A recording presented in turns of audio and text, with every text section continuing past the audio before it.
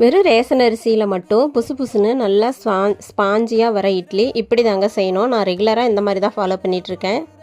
இந்த இட்லி எப்படி என்னென்ன ரேஷியோவில் நம்ம செய்யலாங்கிறத பார்க்கலாமா? இட்லி அரிசி பார்த்திங்கன்னா நல்லா குண்டு குண்டாக இருக்கணும். அப்போ தான் வந்து நம்ம செய்கிற இட்லி நல்லா சாஃப்டாகவும் நல்லா மாவும் உரியாகும், நல்லா இட்லிக்கும் நல்லா சாஃப்ட்னஸ் கிடைக்குங்க.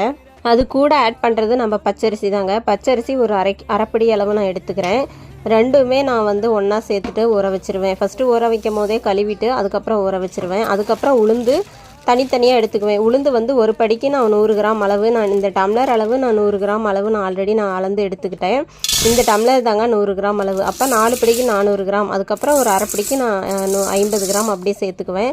எல்லாத்தையும் தனித்தனியாக ஊற வச்சுட்டு ஃபஸ்ட்டு நான் அரைக்கிற மிஷினில் நான் வந்து உளுந்தை மட்டும் தனியாக அரைச்சிருவேன். நல்லா நைஸ் கொடுத்து அரைச்சிட்டு அதுக்கப்புறம் நம்ம வந்து நார்மலாக கொஞ்சம் ரவை பதத்துக்கு கொஞ்சம் எக்ஸ்ட்ரா நைஸ் லைட்டாக வச்சுட்டு அதில் வந்து நான் அரிசி மட்டும் அரைச்சிக்குவேங்க. ரெண்டும் அரைச்சி தனித்தனியாக எடுத்து அதுக்கப்புறம் ஒன்றா சேர்த்து நல்லா மிக்ஸ் பண்ணிவிட்டு நான் இந்த பதத்துக்கு நான் நல்லாவே இந்த பதத்துக்கு நம்ம புளிச்சதுக்கப்புறம் இந்த பதம் இருக்கும். அப்போ தான் நம்ம இட்லி ஊற்றும் போது நல்லா பஃப்பாக உப்பி வரும், நல்லா சாஃப்டாகவும் இருக்கும், ஸ்பாஞ்சியாகவும் இருக்கும். நீங்களும் இந்த மாதிரி ட்ரை பண்ணி பாருங்கள். நான் ரெகுலராக இந்த மாதிரி தான் நான் மாவு அரைச்சி நான் எல்லாத்துக்கும் கொடுத்துட்ருக்கேன். இது சூப்பரான ஒரு மெத்தடுங்க. நீங்களும் ட்ரை பண்ணி பாருங்கள். நல்ல ஸ்பாஞ்சியான இட்லி.